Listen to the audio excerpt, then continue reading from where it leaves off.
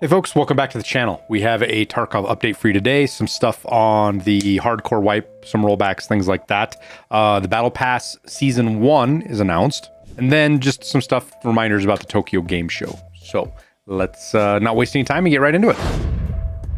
Okay, so first up, let's talk about the hardcore changes. Returned the full Mechanic Ragman low to level 4 item range, and then added the ability to equip money in the secure container. So let's go look at that real quick. First off, let's look at Mechanic. Now, again, I don't remember all of these parts. I don't know what 100%. I can't say that like, oh, there was no 50 round X25 mag in. I don't know. I do know we didn't have FMJ for the MP7, the 4.6x30. That got added back. We did have rip ammo. You could buy that before, but that got put back in. And then I think some of these guns, I don't want to say exactly, but I feel like this M4, the MCX, and like this MDR, I don't think these were in there. They might have been, and I just might not have realized it. But either way, if you want to see it, this is what Mechanic Level 4 looks like. Now, Ragman, he did get a bunch more changes. We got a bunch of Class 5 armors, stuff like that. And I think the backpacks, I don't remember if these were here or not.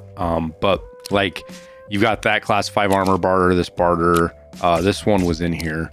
But then the ability to purchase all this stuff, as well as helmets and all this other junk, all of that looks like it's all back. I'm not seeing anything missing.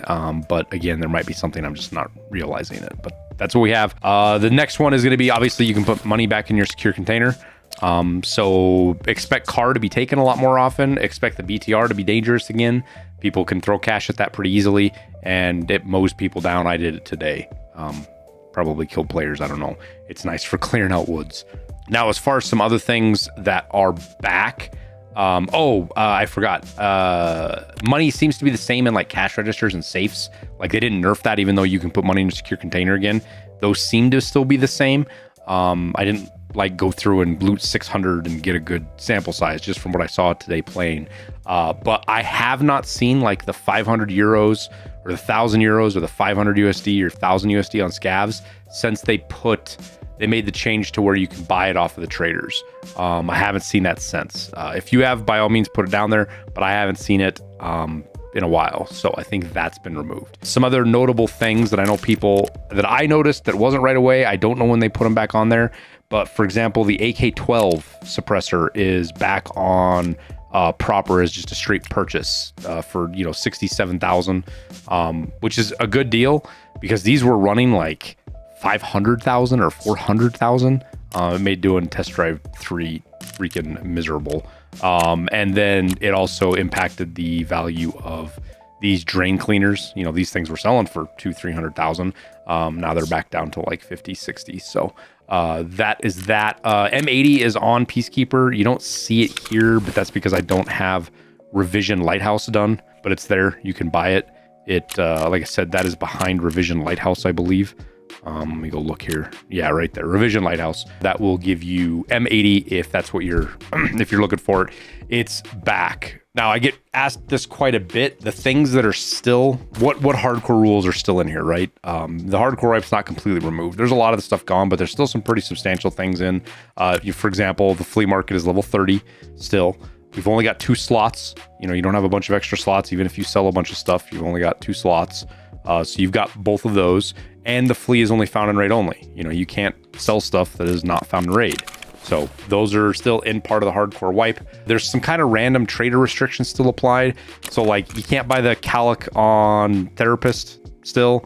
Jaeger doesn't have fuel to buy, which is keeping fuel really expensive.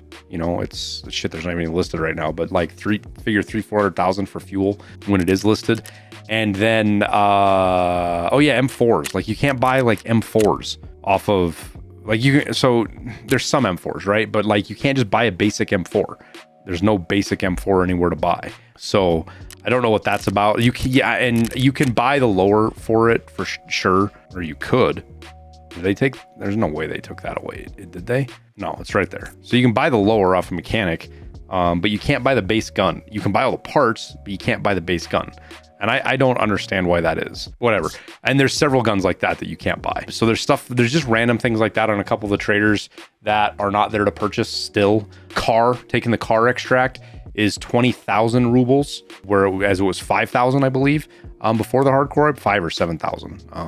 It's changed. I can't remember exactly what it was. It didn't really matter that much because you always had enough money for it, but I think it was 5,000, and it's 20,000 base now. Once you get your scav rep up, it doesn't matter a whole lot, but yeah. Secure container restrictions, we still have those. Now, while we can put money in there, you know, you can't put ammo in, you can't put meds in, so those are still there. The hideout, you know, the upgrades for the hideout are still doubled. You know, it's freaking, like for Bitcoin 2, 20 freaking watch your profanity PSUs and all sorts of crazy crap to get that done. And that's still applied across the board with everything. And the Bitcoin farm is nerfed. You know, some of you might not realize, might not have known that, but you know, I'm 38 hours and I'm probably, I don't know what percent complete this is, 36% complete. And I've still got 38 hours on a Bitcoin.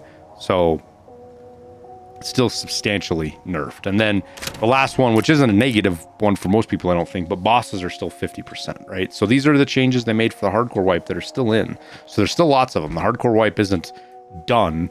I think it's been pretty much dialed back, but there's still some pretty significant changes for the hardcore wipe. And I kind of expect those to, like they've been doing now, we'll trickle out 1 or 2 of them a week, maybe 3 of them a week. Because I think we're pretty much got the traders back now. I don't think there's any more restrictions. I think they've got through all the traders and their level 4 stuff added back or whatever they say.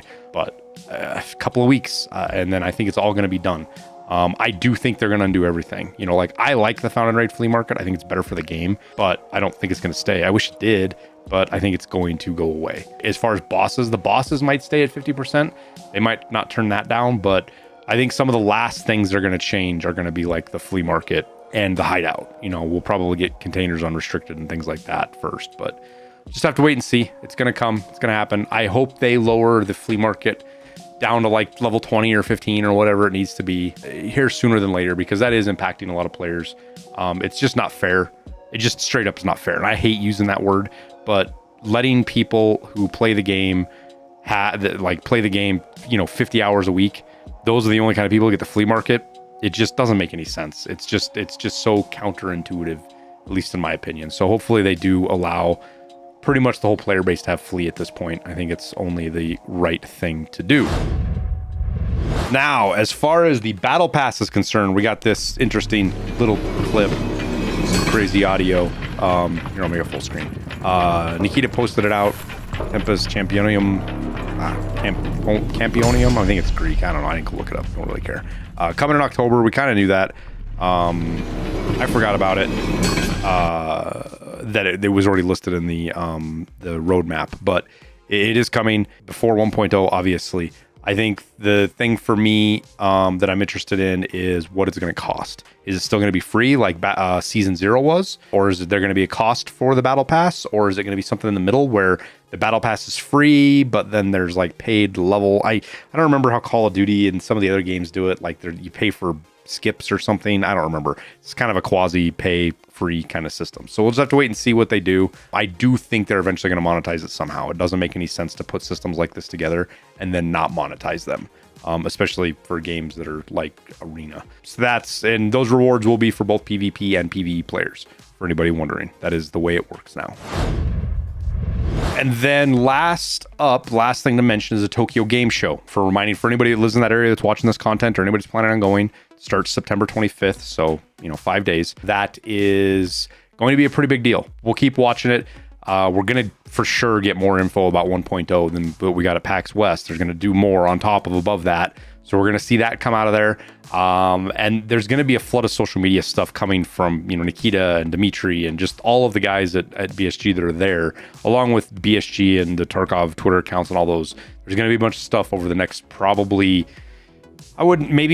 come Monday. We might not see stuff over the weekend because they're flying there now. They got to get everything set up and get going, but they're going to start amping this up and hyping it up and getting a bunch of attention to it. And then there'll be leaks, or what do you want to call them? Freaking teasers, stuff like that is going to come out before and all the way through the Tokyo Game Show. So expect to see that. So we should see another big bit of news. And no, I'm not going to hop on a plane and fly to Tokyo last second like I did PAX West. I would love to. Tokyo, man, I would love to go to Tokyo. But that just ain't, it's not in the cards for me this time, unfortunately. So we'll have to depend on secondhand. I'll do my best. If there's any creators there I can talk with or anybody I know, I'll try to get direct information from them.